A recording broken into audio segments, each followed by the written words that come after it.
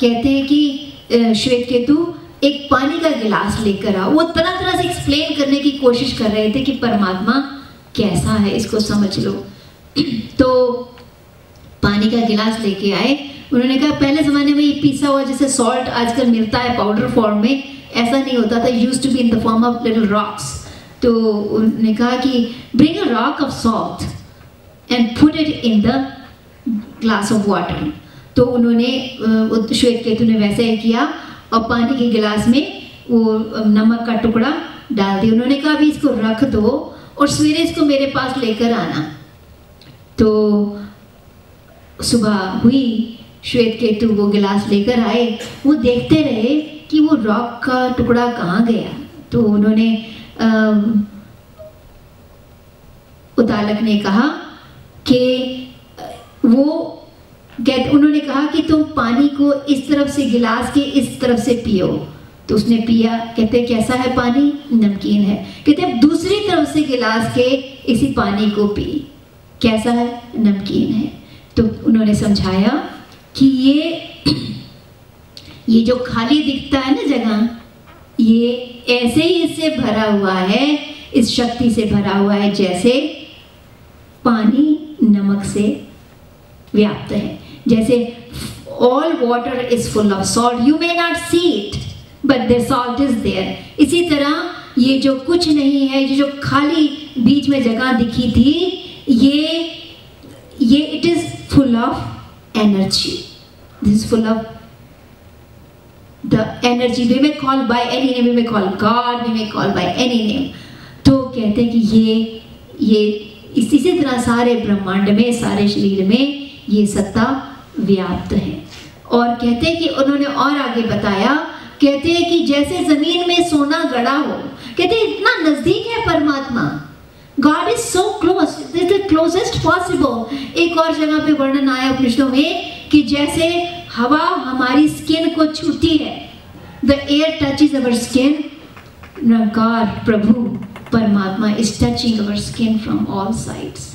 तरह तरह से उन्होंने समझाया इसके बारे में और आगे कहा कि इतना नज़दीक है लेकिन फिर भी इंसान को पता नहीं चलता और वो दुखी होता है, रोता है। और कहते हैं हम भी गीत गाते थे, रामा आजा श्यामा आजा दर्शन दो भगवान। ये मेरा बड़ा फेवरेट सॉन्ग होता था। अब मुझे हंसी आती है इस पर। तो दर्शन दो भगवान नाथ तेरी मोरी अखियाँ प्यासी रे। तो ये प्यास सदगुरु जब जीवन में आता है तो ये बुझ जाती है। तो वहाँ पे बता रहे ऋषि, कहते हैं कि इतना नज़दीक है फिर भी इंसान रोता है, दुखी होता है, प्रॉब्लम में रहता है। क्यों? क्योंकि उसको पता नहीं है। जैसे उन्होंने आगे एग्जाम्पल दिया, जैसे ज़मीन के अंदर सोना गड़ा हो, सोना पड़ा हो और उसके ऊपर कोई चल रहा हो, बेचारा रोटी के लिए मोहताज हो, रोटी घर में खाने को नहीं, दो पैसे को वो तरस रहा है, उसके पैरों के नीचे जमीन पे सोना गड़ा, उसको पता ही नहीं है। तो कहते हैं इसी तरह परमात्मा इतना नज़दीक है कि ये जब समझ आ जाती है तो फिर किसको कहना कुछ चाहिए, किसको कहना ये साथ में है, इसी को कहना। हमारे आपने सुनी भी होगी कि जो मांगना है खुदा से मांगो, क्या मांगते हो इधर उधर से। तो ये खुदा खुद ही सारे संसार में आपके पास आया हुआ है, सबके पास आया हुआ, इसी से मांगे तो फिर दुख दर्द रहते ही नहीं है। और एक और अवस्था भी आती है जहाँ मांगना भी ड्रॉप हो जाता है, that tendency to ask also drops, because समझ आ जाती है कि क्यों मांगू मैं, मेरे पिता को तो मेरा पता है, my Lord is watching me all the time. ये चेता है, ये साक्षी है, इसको तो सब, मेरे को भी जो मेरा नहीं पता है इसको पता है। मुझे तो इस दीवार के परे क्या है यही नहीं पता, मुझे यही नहीं पता अगले क्षण मेरे साथ क्या होने वाला है। ये तो घट घट की जानता है, कण कण की जानता है, हर सब कुछ जानता है। मुझे नहीं पता कि मैं क्या मांगूं, क्योंकि मेरी मांग में कोई ना कोई कमी हो सकती है। I don't even know how to ask. तो समर्पण कर दिया कि तुम ही हो माता, पिता तुम ही हो, माँ तुम ही हो। माँ को पहले से पता लग जाता है कि बच्चे को अभी बच्चे का खाने का टाइम है। माँ को पहले से पता होता है कि बच्चे को सोने का टाइम है। पिता को पहले ही पता होता है कि अभी घर में ये चीज़ लानी ज़रूरी है, बच्चे के अब स्कूल में दाखिल करने का टाइम आ गया है। तो माँ बाप को पहले से ही पता है सब कुछ बच्चे का। तो बच्चे को मांगने की, कभी हमने देखा कोई बच्चा मांगता हो? अपने छोटे बच्चों को तो पता भी नहीं होता कि अब उनका नेक्स्ट स्टेप क्या है, कौन से स्कूल जाना है तो क्यों जाना है, दे डोंट नो।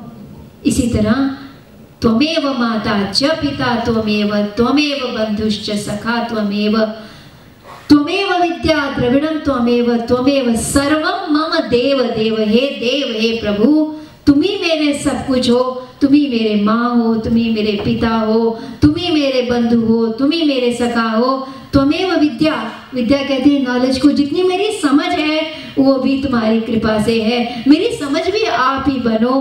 त्वमेव द्रविड़ कहते हैं वेल्थ को, मेरी वेल्थ भी तुम ही हो। मैं कहाँ जाऊँ, किसके पास जाऊँ, सब कुछ तो तुम ही हो, तुम ही दे रहे हो, तुम्हारे से ही सब कुछ बरस रहा है। तो इससे तो जब पहले तो हम मांगते हैं कि ये प्रभु मेरी नौकरी अच्छी लग जाए, अब नौकरी थोड़े दिन एंजॉय की फिर बोर हो जाते हैं, नहीं अच्छी, I don't want this, I want something better. होता है ना, हम मांगते हैं, लड़का लड़की बड़े शौक से they fall in love and they want to get married, लड़ाई झगड़े के माता पिता नहीं भी चाहते हैं, still they want to get married, और फिर शादी कर भी लेते हैं, और 2-3 साल बाद या थोड़े दिन बाद कई बार देखते हैं उन्हीं की फिर बात नहीं बनती, अनबन हो जाती है, डिवोर्स हो जाते हैं, क्योंकि हमको पता ही नहीं है कि किस में हमारा सुख है।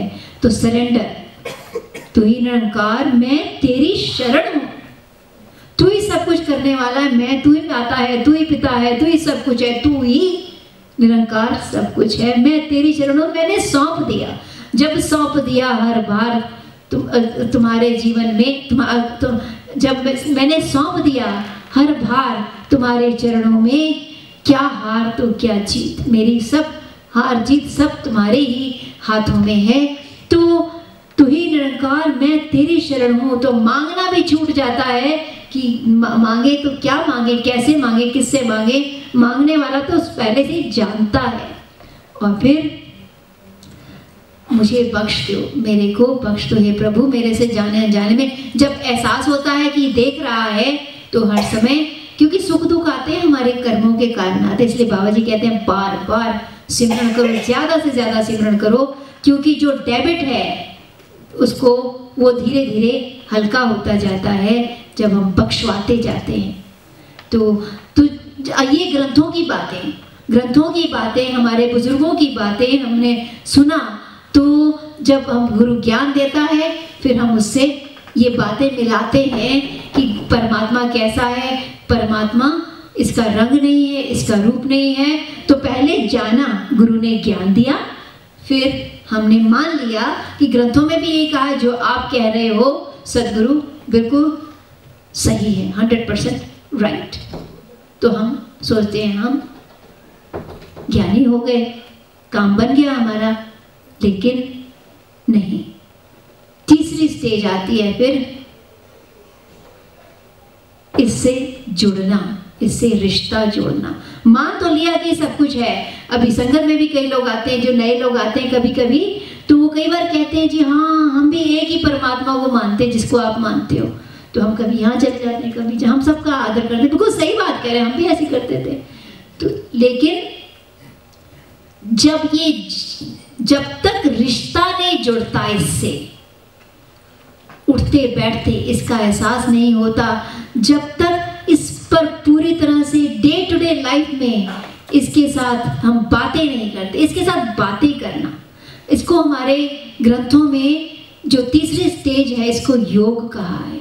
योग वो नहीं, जैसा कि कल जिक्र हो रहा था, योग जिसको दुनिया समझती है वो योग वो नहीं है। योग का मतलब है कनेक्शन, जुड़ना। तो जान भी लिया, मान भी लिया, गुरु का सत्कार भी कर लिया, संगतें भी कर ली, सेवा भी कर ली, लेकिन इससे रिश्ता, हर घड़ी का रिश्ता, श्वास श्वास सिमरो गोविंद, हर घड़ी का रिश्ता जब तक नहीं जुड़ता, इससे हम बातें नहीं, इसे God, Nirankar is an entity, very much living reality. इससे हम जब बातें करते हैं, हम इससे रिश्ता जोड़ते हैं, तब सही मायने में आनंद आना शुरू होता है। आनंद की शुरुआत तभी होती है। तो